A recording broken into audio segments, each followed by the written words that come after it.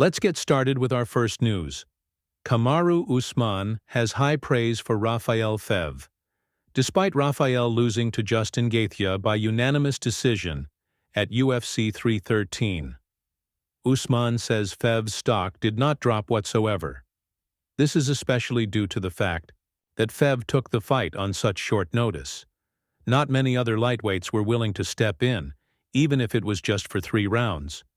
I mean, what a warrior!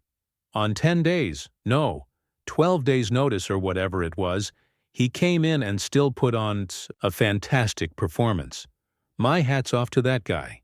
He doesn't lose anything, and nothing changes in his stock because there weren't really a lot of people lined up to fight Justin Gaethje yet.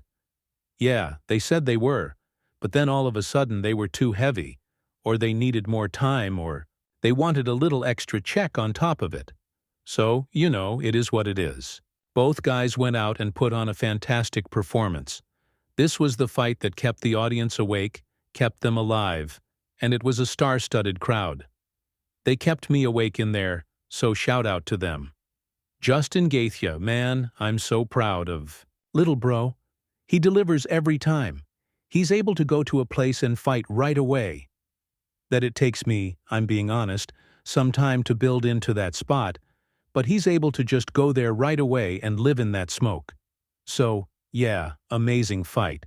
And shout out once again to Rafael Fev for coming in and putting on a fantastic performance.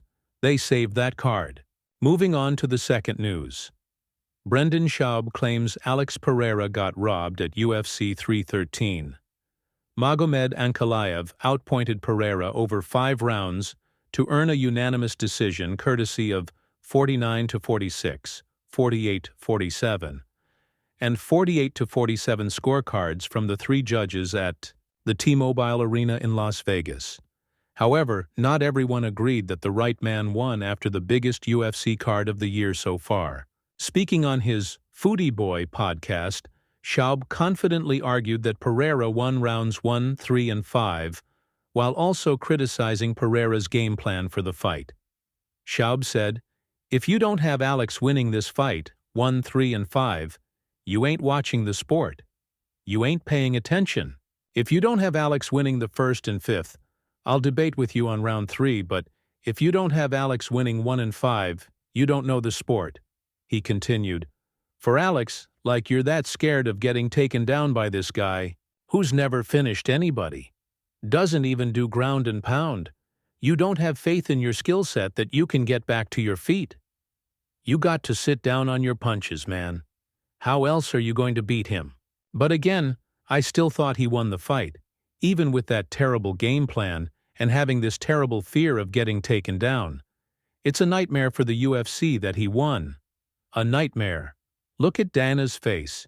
You can tell by his face he's looking at Bruce Buffer and he just goes, "Damn, it's a nightmare." Michael Bisping responds to Brendan Schaub. Bisping has responded to everyone who thinks Alex Pereira beat Magomed Ankalaev at UFC 313 this past Saturday. Speaking on his Believe You Me podcast, Bisping and co-host Paul Felder jokingly mocked Brendan Schaub for scoring the fight in favor of Pereira. Bisping said, "There's people online calling it a robbery. I don't know if you saw this. People like Ariel Helwani said that Pereira should have won. Brendan Schaub has done a big video saying that Pereira should have won." Oh, here we go. I did not think Alex Pereira won that fight at all. Paul Felder chimed in. "So that would mean you thought Ankalaev won round 5, I guess?" Bisping replied, "Yeah, you don't know what the hell you're talking about. You don't know the sport." Paul Bisping also made a short breakdown of round 5 and explained why Ankalaev did enough to win that round and the fight overall. He said, "In round 5, the one that's in question, it's crazy because 2 judges did give it to Alex Pereira, which I do find kind of wild. I thought it was a shutout, 4 rounds to 1.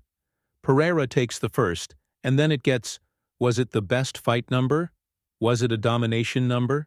But if you had to score it for someone, I think Ankalaev was the one going forward, the one pressuring, the one trying to get the takedowns, the one controlling up against the fence, the one landing big knees, and certainly the one landing the bigger, more relevant punches and landing more of them.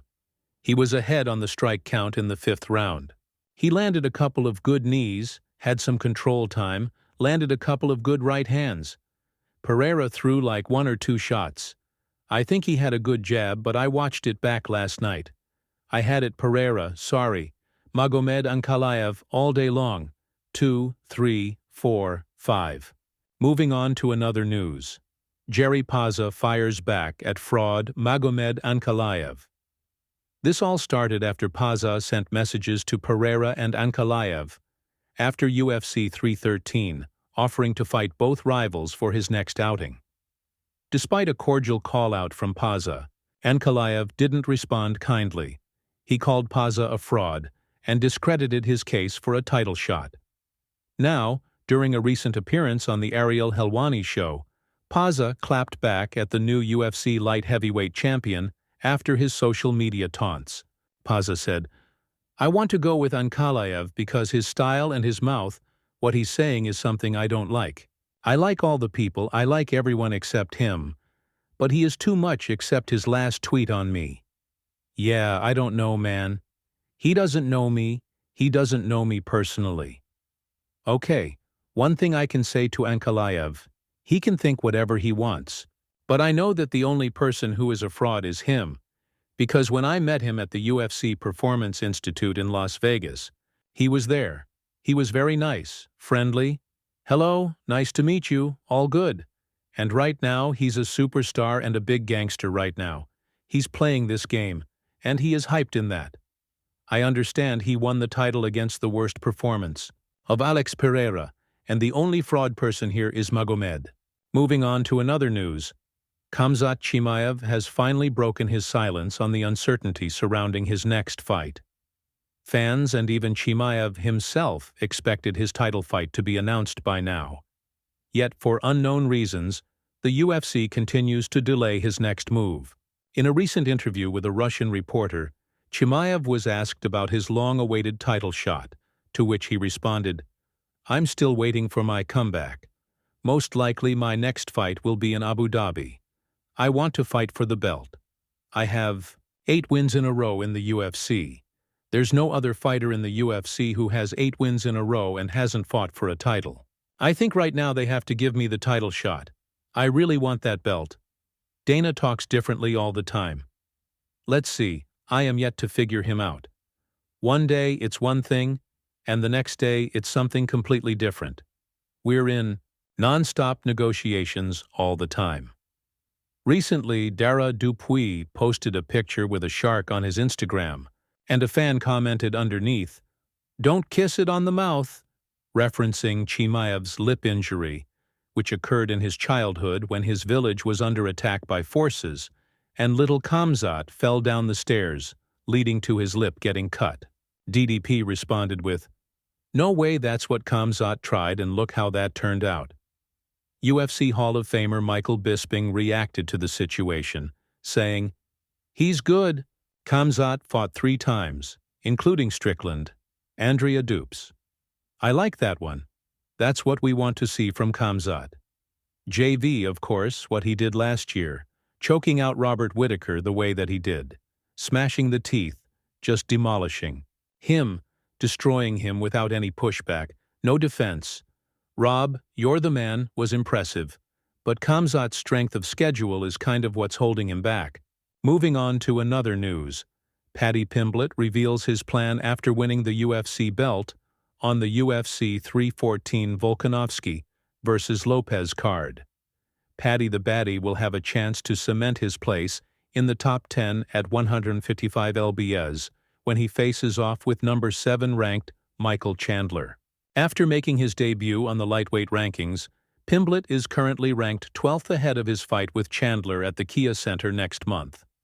Despite having a ways to go before inserting himself into the title picture, the Baddie is already planning for his title reign.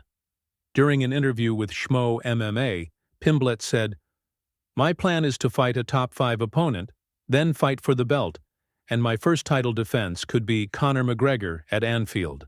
That would be perfect. I like that because that's where the money is. Me and Connor at Anfield. During the interview, Pimblet also took aim at Ilia Topuria for vacating the featherweight belt and moving up because of the brutal weight cut to 145. Considering the bad blood between these two and Ilia's previous comments about Pimblet being fat, the baddie fired off some scathing shots at the lightweight division's newest contender. He said, "I was thinking, wow, you're stupid. Why have you moved up to this division? He's tiny, he's like 5'5", 5'6", and I don't understand. He has the audacity to call me fat when he's saying he can't make 145 anymore. It just doesn't make sense." I think he ran from 145, to be honest, because he knew Volkanovski, coming off a knockout loss 12 weeks earlier, would give him a much tougher fight than their first fight, and then he also had Evloev and Lopez to fight. I would have had a lot more respect for Ilia if he would have defended the belt 2 more times. Then I think he would have been able to keep his belt and not have to vacate it and move up and fight Islam or whoever has the belt at the time. But I don't think he deserves a straight title shot. Moving on to another news, Jamahal Hill and Conor McGregor go off on Alex Pereira's ex-girlfriend. Speaking of Alex Pereira, Jamahal Hill went off on Pereira's ex-girlfriend for her comments towards him after the fight. This is what Hill had to say. "A lot of people have already seen the video of the ex-girl that he was with, you know, that he cut out of his life because she wasn't being real and things like that, coming in and trying to take shots. That's lame as hell. I'm just going to keep it real. That's really, really lame for her to do. She's married, got a husband, you know what I mean? That whole situation and whatnot, it's like, bro, how have you not moved on with your life from then? This was like over a year ago. You can really tell whoever was the plus side in the relationship, who was really offering the other person more, giving more than they were being offered, and they feel a need to keep trying to use their name and drag them back into the situation or the view of that person." Shout out to Hill for defending Alex Pereira.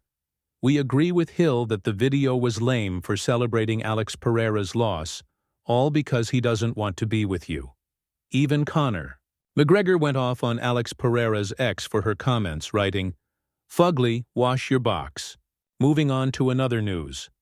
Joe Rogan breaks silence on the Khamzat scam.